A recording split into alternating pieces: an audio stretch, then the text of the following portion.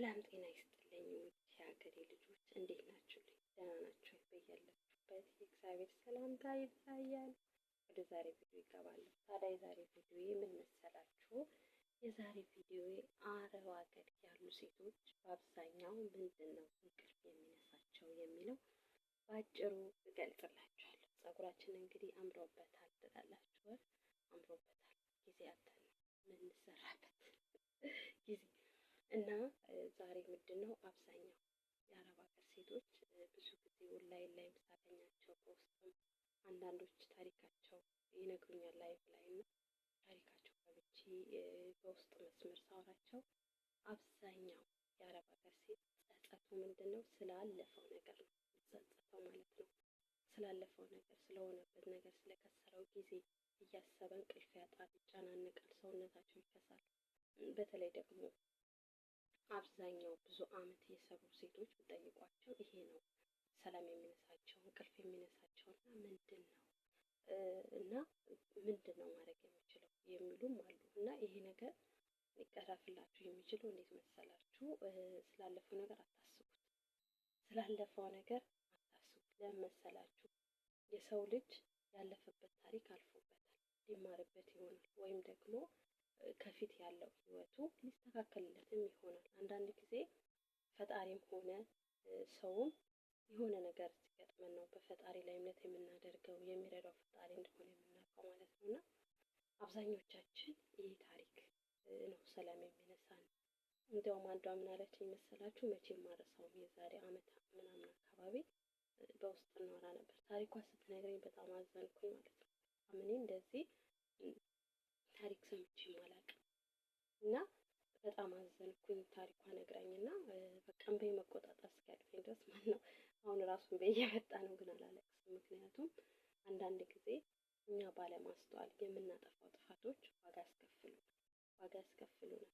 ስደት ደግሞ ሆነን ስንሰራ ብር ለማን መስጠት እንዳለብን፣ ብር ማን ላይ ማስቀመጥ እንዳለብን፣ ነገ የሆነ ነገር ቢፈጠር ማን ነው ጠንካራ ሰው፣ ማን ነው ልፍስፍስ ያልሆነ ሰው፣ ማን ነው ብር ሊይዝልኝ የሚችለው፣ ማን ነው ስለኔስ የሚያስበው የሚለው ሀሳብ አይምሯችን ውስጥ መክተት አለብን። ምክንያቱም 100,000 200 300 400 አድርገን ልንልክ እንችላለን ወደ ሀገር እና 50 20 እያደረግን እንልካለን አይደል? ስንልክ እዛ ያለው ሰው ቁጥሩን ነው እንጂ እንዴት ሆነን እንዳመጣ ነው፣ እንዴት ሆነን ተንቀጥቅጠን፣ እንዴት ሆነን እግራችንና ወገባችን ቆቆቋ እያለ እንደምናመጣው ማንም አያውቅም። ምክንያቱም እኔም ብሆን ያላየሁት ነገር ማለት በጣም ትንሽ ነገር ነው። ይሄ ማብር ከተላከ ሌላ ብር አላት ማለት ነው ላለው እኔም ብሆን ማለት ነው። እንዴ 300,000 ማከላከች ትርፍ ብር እሷ ማለት ነው ላለው ገባችሁ?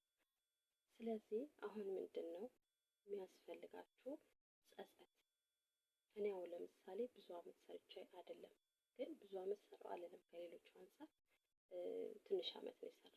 ግን በዛ በሰራዋቸው ጊዜያቶች በወንድ አልተበላው፣ በቤተሰብ አልተበላው፣ በብዙ ንግዶች በብዙ ተሞክሮች አልፌ ግን ያለፍኳቸው ተሞክሮቼ ሌላ ነገር እንድፈጥር አድርገውኛል። ያኛው በቃ ከኔ ጋር ሄደም ወይም ይሄ ተስፋ አይደለም በቃ ይሄ ነገር መሞከር አለብኝ እንድል አድርገውኛል። ገብታችኋል? እናንተ ግን ምንም ሳትሰሩ ሳትሞክሩ መሆኑ ያናድዳል። እንዳለም ሆኖ ግን ምንም ነገር ይሄ ልታስቡት አይገባም። በቃ ያለፈ ታሪክ አልፏል። ውሃ ከተደፋ በኋላ እናነሳውም አይደለ? ይመጣዋል ወይም በጨርቅ አንስተን ለማድረግ ነው የምንሞክረው።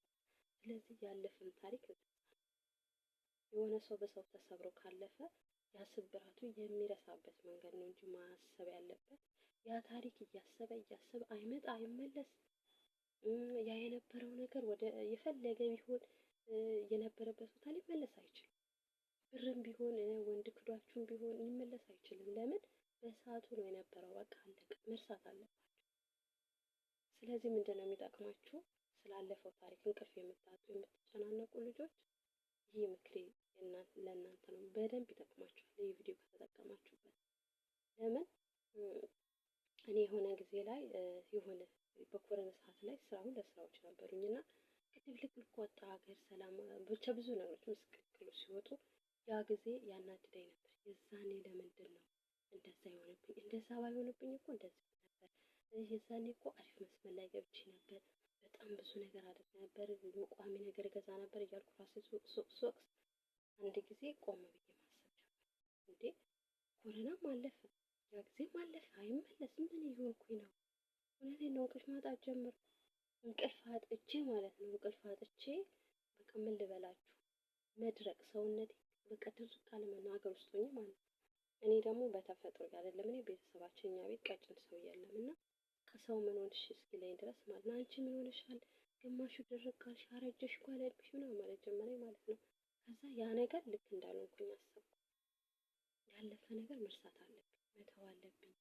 ይህ ምን ሆኜ ነው? ከአሁን በኋላ ማግኘት እችላለሁ፣ መስራት እችላለሁ ብዬ ሰርቼ ካለፍኳቸው ጊዜያቶች በፊት ነው ያደረኩት። በ2 ዓመት ውስጥ ማለት ነው ልንገራችሁ። በ2 ዓመት ውስጥ ለምን ዓመት ከ6 ወር ሰራሁ። ሌላ ሀገር ሄጄ የሆነ ስራ አግኝቼ ማለት ነው።